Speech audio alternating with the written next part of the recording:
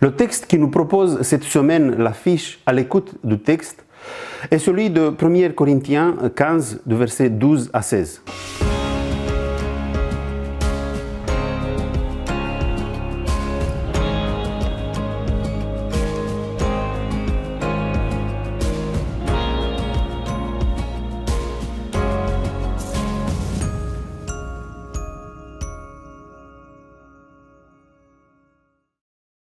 Ce texte nous aide à continuer l'étude du trimestre sur le deuil, la mort et l'espérance. Dans ce passage, l'apôtre Paul présente des arguments à faveur de la résurrection.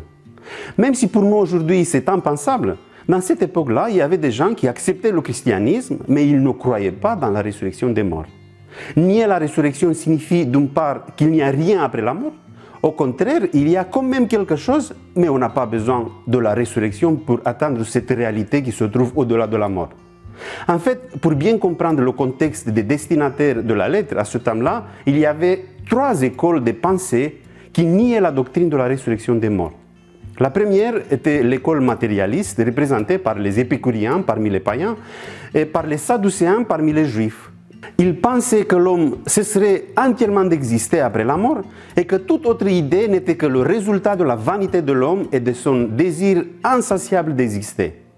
La seconde, dont les stoïciens étaient le corps le plus éminent, enseignait, ce qui revenait au même, la doctrine panthéiste de la réabsorption ultime de l'âme dans la divinité dont elle était issue et donc l'extinction définitive de la personnalité individuelle.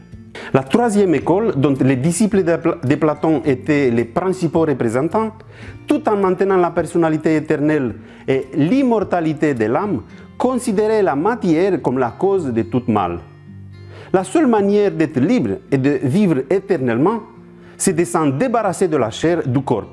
Comme la résurrection signifie réanimer le corps, ils ne croyaient pas dans la résurrection. L'argument que Paul donne aux chrétiens qui ne croyaient pas dans la résurrection, c'est la résurrection de Christ. Et l'argument est simple. Si quelqu'un est devenu chrétien, ça signifie qu'il a accepté Jésus. S'il accepte Jésus, il a accepté aussi que Jésus est mort pour lui. S'il accepte que Jésus est mort pour lui, il a accepté aussi que Jésus est ressuscité.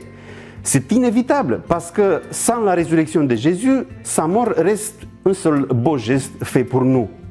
Si Jésus est ressuscité dans un corps physique qu'on peut toucher, ça signifie que toi aussi, si tu passes par la mort, tu seras ressuscité comme lui.